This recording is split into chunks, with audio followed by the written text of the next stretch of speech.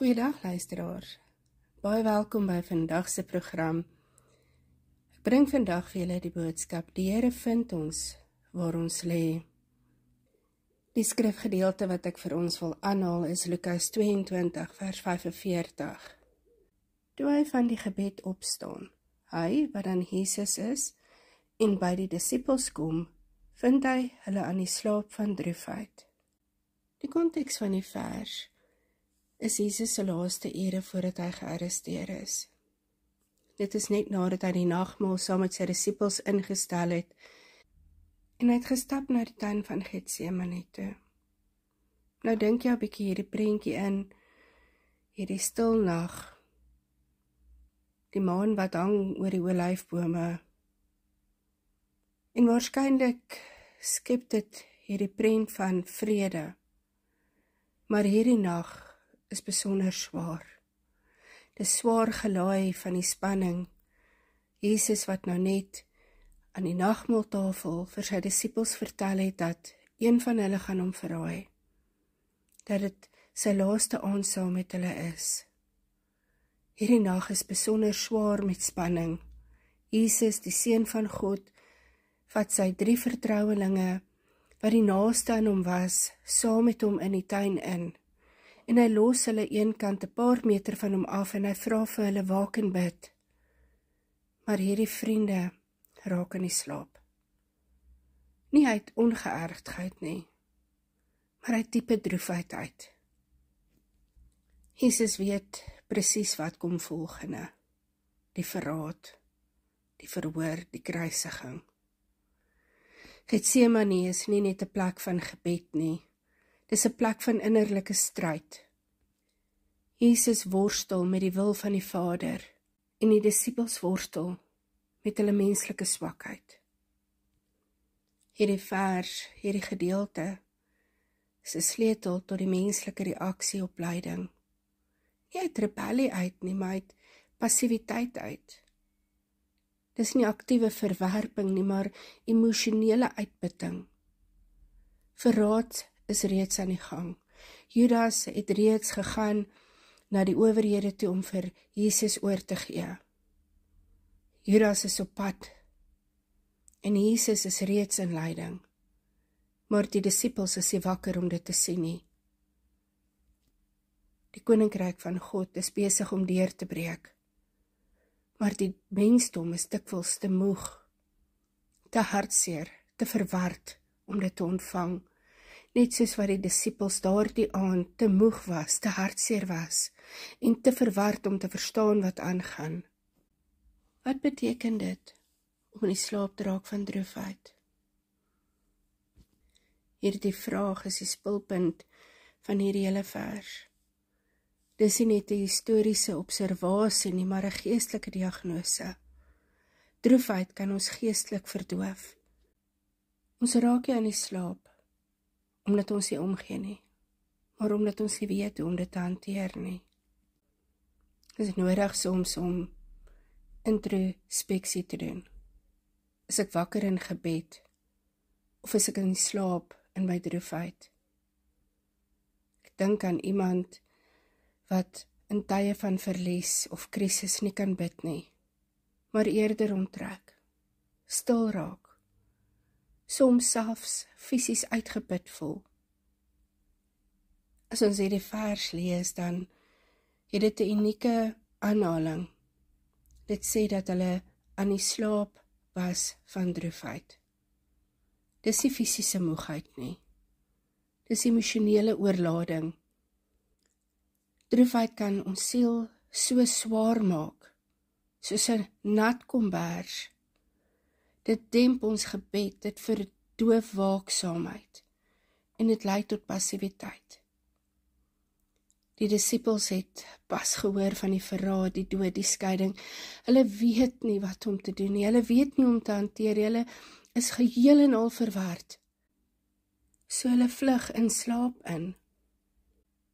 So is dit ook soms met ons, wanneer ons rondom ons kyk en ons sien hoe die lewe en die wêreld donker word, dan raak ons ook stil. Nie omdat ons glo nie, maar omdat ons nie weet hoe om te bid nie.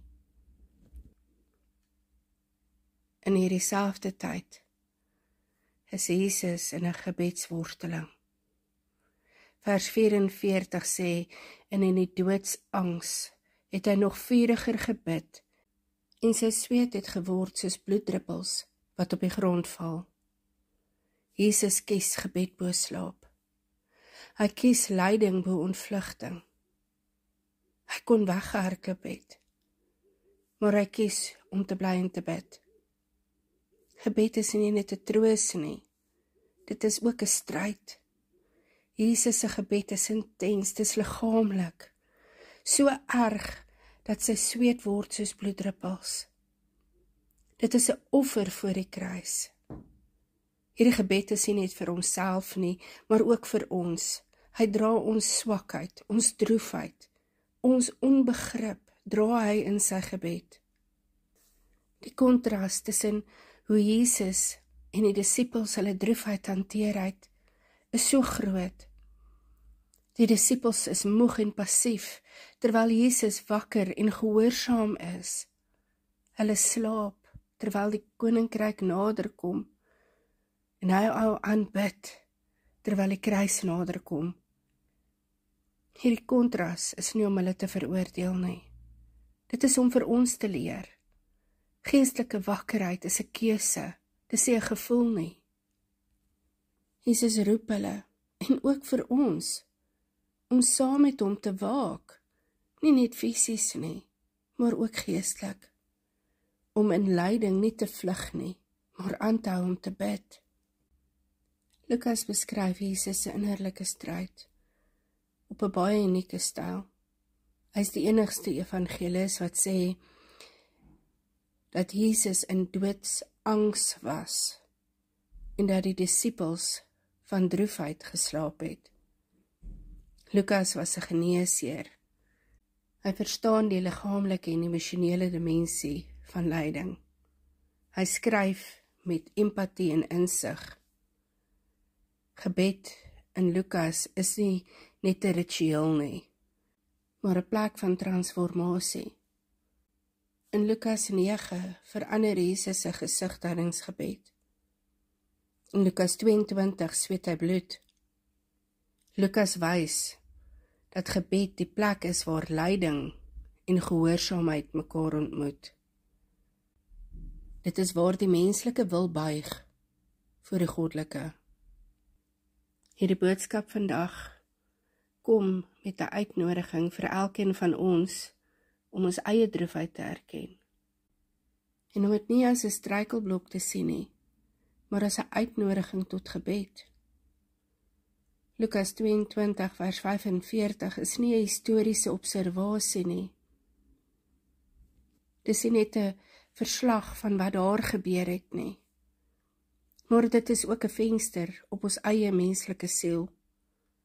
Hierdie disippels se slaap is nie 'n teken van ongeërgdheid nie, maar van oorweldigende emosionele pyn. Hulle is nie rebels nie, net verlam.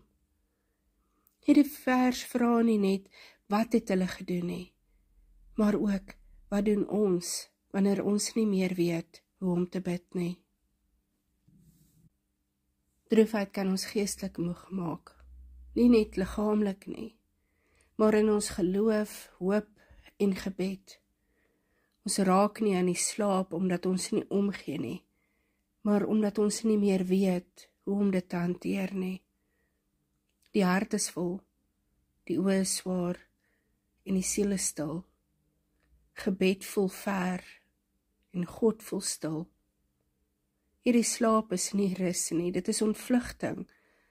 'n Stil protes teen pyn wat net te groot voel om te dra.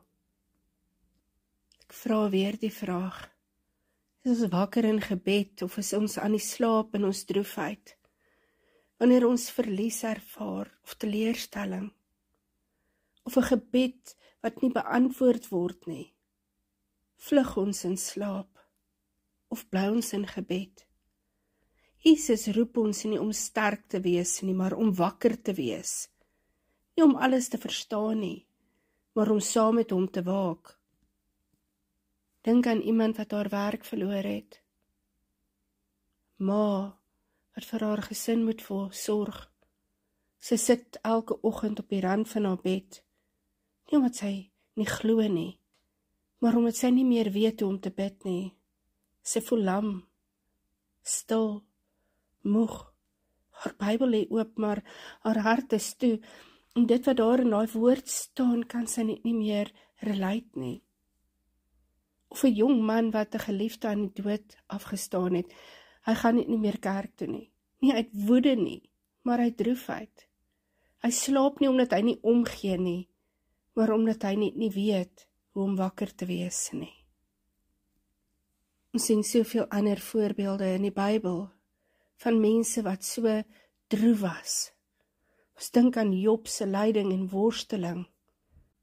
Job het alles verloor. Sy kinders, sy gesondheid, sy rykdom. Hy vervloek selfs die dag van sy geboorte. Hy vra waarom laat God hom leef, en hy worstel met die regverdigheid van God se handelinge. Sien ook Dawid se trane en gebede. Dawid beskryf hoe hy sy bed nat huil, en hoe sy siel dorstig is na God. Hy voel verlate. Hy roep steeds na God vir herstel. Ons sien hoe Hanna hartseer was oor haar onvrugbaarheid. Sy huil bitterlik en weier om te eet. Haar gebed is 'n uitdrukking van diep geestelike pyn en haar hoop op God se ingryping. Selfs Paulus was nie vrygestel van hierdie droefheid nie. Paulus sê hy was so oorweldig dat hy selfs van die lewe wanhoop gehad het. Tog leer hy om op die God te vertrou wat die dooies opwek. Droefheid is nie 'n sonde nie. Dit is 'n plek waar God ons ontmoet. Soos wat hierdie disippels nie geslaap het uit die ongeërgdheid nie, maar uit droefheid. Dit is nie 'n morele mislukking nie, maar 'n menslike reaksie op intense emosionele pyn. Jesus se reaksie is ook nie veroordelend nie. Hy wek hulle op, roep hulle tot gebed en bly naby. Hy verstaan dat droefheid die siel kan verdoof. In Getsemane ontmoet God die mens nie in triomf nie, maar in trane. Jesus self is in doodsangs. Hy weet hoe dit voel om oorweldig te wees. Jou droefheid is nie 'n hindernis vir God nie. Dit is 'n plek van ontmoeting. God kom nie na die wat sterk is nie. Hy kom na die wat gebroken is. Gebed is die brug tussen pyn en hoop. Jesus kies gebed in die uur van lyding. Hy sweet bloed, maar hy bly in gesprek met sy Vader. Die disippels kies slaap, 'n ontvlugting, maar Jesus roep hulle, staan op en bid, sodat julle nie in versoeking kan kom nie. Gebed is nie 'n maklike antwoord nie, maar 'n pad deur die pyn. Dit is die brug wat die siel dra van 'n wanhoop na vertroue. Ons sien in Psalm 13 vra Dawid, hoe lank nog, Here? Maar dan eindig hy met, ek vertrou op u goedertierenheid. Gebed verander nie altyd ons situasie nie, maar dit verander ons hart. Wanneer droefheid jou stil maak, laat gebed jou beweeg. Dit is die gebrug wat jou dra wanneer jy selfs nie kan loop nie. God bly naby die wat gebroken is van hart.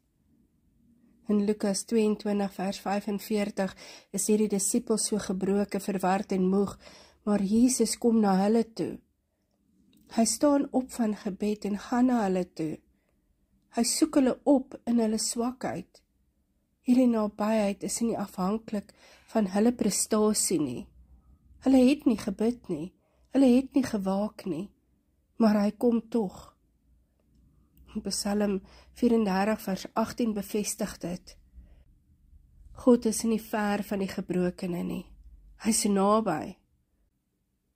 Nie net in krag nie, maar in sagtheid. Jy hoef nie eers op te staan vir God om jou te vind nie. Hy kom na jou toe. Hy vind jou waar jy lê, moeg van droefheid. Wanneer Jesus terugkom en hy sien sy disippels daar lê, sien hy dat hulle het nie weggehardloop nie. Hulle het nie gekies om hom te verlaat nie. Hulle het eenvoudig net nie geweet hoe om aan te gaan nie. En dit is hier waar Jesus hulle vind. Nie in 'n tempel nie, nie in 'n gebedsbyeenkoms nie, maar in hulle swakste oomblik. God se genade beweeg nie van menslike prestasie na goddelike beloning nie. Psalm 40 vers 2 sê Dawid, hy het my opgetel van die kuil van vernietiging, uit die modderige sloot. God wag nie vir jou om uit te klim nie. Hy klim in. Ons sien hoe in Johannes 20, hoe Jesus aan Maria Magdalena verskyn, terwyl sy huil. Hy wag nie dat sy eers moet ophuil nie. Hy noem haar naam in haar trane. In Lukas 20 hardloop die vader na die verlore seun toe, terwyl hy nog ver is. Die seun het nie eers sy verskoning gemaak nie. Die omhelsing het hom onderbreek. God se nabyheid is nie afhanklik van ons posisie nie. Of ons staan en of ons kniel en of ons lê nie. Hy is Immanuel, God met ons. Nie net God vir wanneer ons sterk is nie, maar God by ons wanneer ons nie kan opstaan nie. In Romeine 8 vers 26 sê Paulus, die Gees kom ons swakheid te hulp. Hy tree vir ons in met versigtinge, wat nie in woorde uitgedruk kan word nie. Selfs wanneer jy nie kan bid nie, by die Gees namens jou. Wanneer jy lê, moeg van droefheid, uitgeput van verlies, stil van teleurstelling, dan is jy nie buite God se bereik nie. Jy is juis op die plek waar hy jou wil ontmoet. Nie om jou te oordeel nie, maar om jou wakker te maak met sagtheid. Kom ons sluit die oë. Hemelse Vader, U het ons nie gevind in ons krag nie, maar in ons swakheid. U het nie gewag dat ons moet opstaan nie. U het na ons toe gekom, terwyl ons nog moeg was van droefheid. Toe ons nie kon bid nie. Toe ons stil was in die tuin van ons eie Getsemane. Dankie dat U nie skrik vir ons trane nie. Dat U nie wegdraai van ons gebrokenheid nie, maar ons wakker maak met sagtheid. Ons roep met liefde en ons dra deur gebed. Maak ons wakker, Here, wakker vir U teenwoordigheid, wakker vir U roepstem, wakker vir die leiding van ander. Laat ons nie aan die slaap raak van droefheid nie, maar wakker word in hoop, in gebed, in U genade. Vind ons waar ons lê, Here, en lig ons op, tot eer en verheerliking van U naam. In die naam van Jesus Christus. Amen.